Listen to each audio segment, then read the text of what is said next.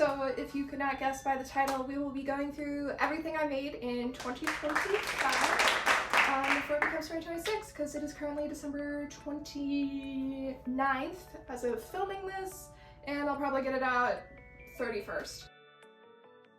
So anyway, here we have everything I've made. This is not actually everything I've made because not everything I made is really hangable, but we will be going through everything. I just will not have the physical pieces with me for all of them, but I will have photos to look back on and remember everything that I made and learned this year. So let's get into it. Now, before I actually begin, I do have an album of all of the fashion that I've ever sewed.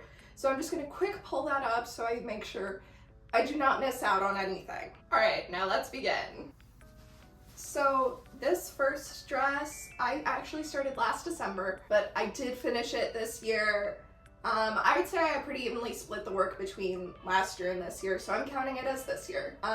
It was really just kind of like a doodle project. I kind of wanted to challenge myself to how when I doodle, when I don't really know what to draw, to kind of channel that into sewing. So I just threw a bunch of stuff on the dress form, sewed it all together. I did not film this. That'll be a trend you'll notice. And it ended up being this very kind of like winter garden dress with a huge train. Yeah, here's some pictures of me wearing it. So this is dress number 1. All right, here we have dress number 2, which I wore on Valentine's Day. Still single. Sewing is my one true love. And I got this trim and I fabric glued it on. I was not about to sew that and clog up my machine with fur. This was my first actually attempt ever at doing buttons because I was always terrified of them, thought I would break my machine, but overall, this dress, it's a very full skirt. It's like, I think I did double circle skirt for this, so when I spin, it's crazy. But I do actually have 0 pictures or videos of me wearing this, I think, because I just forgot, and it's lined with fleece. So it's very, very hot when I wear it, so I'm not gonna wear it again. Yeah, dress number 2, February. All right, and then project number 3 of the year was my Briar from Ever After High Throne Coming dress, which I did film and post. You can go watch the video if you want.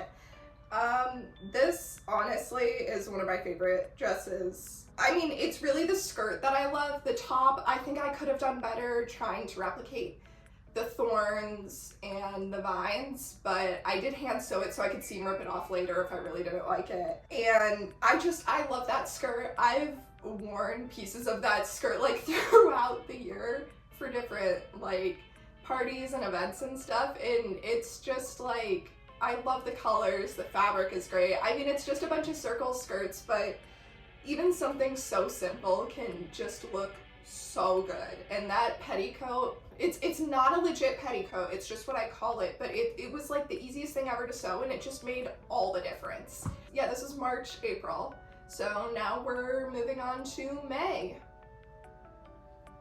So in May, I started a sundress. I wanted to make something for when I went to Europe this summer and wear it. So I ended up making this dress. So here's some pictures of me wearing it when we were in Lisbon and just like traveling around Portugal. I really liked it. It turned out really good. It fit so well. I sewed it using fabric I got from the 10-pound mystery fabric box from Mood. I really loved it, but it did become a little unsewn while I was wearing it. I was not anticipating on doing that much walking in it, but and we did do a lot of walking. I was anticipating a lot of walking, but not that much. So it did, like, it was right around here that it did rip, but I was wearing a cardigan anyway, so I heard it, but I didn't really figure out where exactly it ripped until we got back to the hotel. So that was May. Now, in the month of June, I didn't really do a lot of sewing. I was traveling, busy, summer, blah, blah, blah, blah, blah. But then July, the inspiration struck. So here we have garment, I don't know what number we're on, like 6, 7?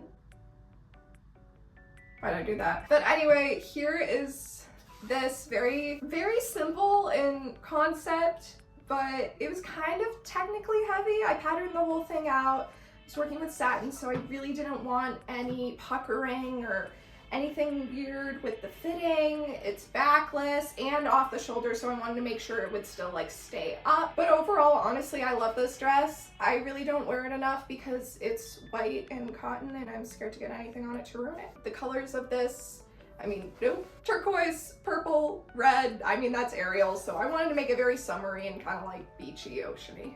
All right, and now next, moving on from July, we have August. And this is a project I actually did film. Yay! The moss dress. Now this one, since I did film it, I wanted to have it on the rack. It's not very hangable, so I'm just gonna put it back and kind of talk about it. So this dress, I had the concept for months and months and months. I bought the fabrics back in March.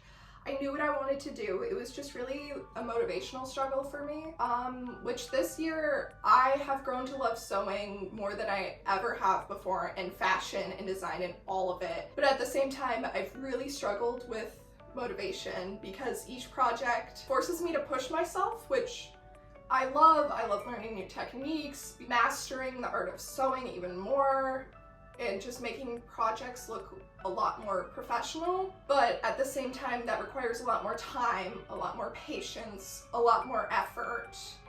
And that's something that I've been struggling with a lot this year. So that's why a lot of these were not filmed, because I just did not have the capacity to try and not only make these projects, but thoroughly document and remember to film myself making these projects.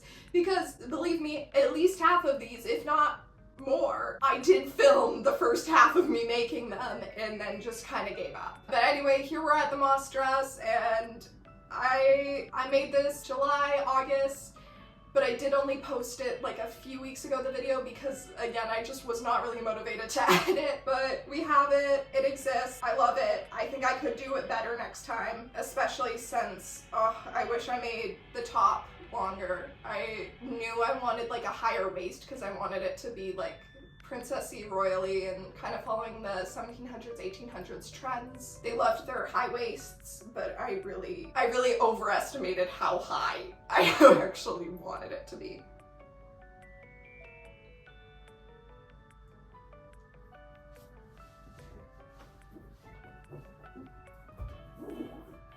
All right. And then moving on, we have September. So this dress, I did start it in August, but I really did the bulk of the work in September, so I'm calling it September. And this is a dress based on the Mandarin Dragonette fish. So I really wanted to make, I love fish, I love the ocean, I love sea creatures, so I wanted to make something inspired by them. So this is my attempt. I wanted to make it feel like fancy and like a dress, but not like a costume. I gotta say, it looked a lot better when I had just finished it. So here are some pictures of that. The satin I did sew on, but it's satin, so then it started to fray and it would come off. So then I used fabric glue to seal the edges and hope it would fray less, but it's still very much so frayed a lot, and I've only worn this, I think, twice for photos. I did bead the skirt quite a bit on the top. I mean, I'm proud of it. It came out like I sketched it. I just flipped some of the colors around. Next time I would pick a different fabric that frays a lot less, and that's easier to just like seal in all of the stitching, because now it's like, I don't think I'm ever gonna wear this again, because honestly, kind of not super proud of it. Next up, we have the one and only October. So for the month of October, we have this dress. I did the bulk of the work in October, but it did dip into November. October was a month of a lot of sketching and planning, so that's why I did this kind of towards the end of the month. But it's a dress inspired by bees and lavender, because I love complementary colors naturally occurring in nature, and yellow and purple are so good together. They're so good. I'm pretty proud of this. I did it in like 2 days, because I was really rushed. Sorry, Trixie just knocked my camera over. I hope it didn't shift too much. But I do have to say the woven lame, I would go with a different fabric next time. I do like how it's very structured and it's very shiny, but for a sharp V, hemming it, I mean, you can kind of see the stitching. Like, again, it was just similar to the Mandarin Dragonette dress. It was just fraying. There was nothing I could really do. So I just really tried to contain it. So it doesn't look as neat as I would like, but you know what? It exists. I like the dress. The skirt's very poofy. There are pins in here because I was gonna sew another layer on, but it's just been pinned for a while. Yeah. And now moving on to November, I legitimately made nothing. This is when that motivation was really down. But then in December, we get to, I think, my favorite thing I have ever made. And now, the moment you have been waiting for, me to shut up. In December, we have the wonderful, the beautiful, this dress. I love it. Okay. Maybe I sewed the zipper crooked in the back because it was hand sewed so that it would fit, and then, you know, it kind of got wonky when I actually sewed the zipper in. But besides that, it is actually perfect. I love it so much. It is so comfortable to wear. I love it. It's easy to get on, it's easy to get off. The skirt is so fun and poofy. This dress was really inspired by like winter and just like the festive season, alongside trying to combine like Cinderella's dress, like from the live action, to also that one dress in Jennifer's Body that I absolutely love. And I just, I think it worked so well. I love it. Thank you so much for watching. If you made it this far in the video, let me know down below what your favorite thing was I made this year, or what you got up to this year in terms of like fashion and sewing. Just being in like a creative space and around other creative people really helps to get your motivation back. I know it really helped me this year. It was really a roller coaster of creativity and just that spark. I hope to see you next year, and I am very, very excited for some future projects. Bye!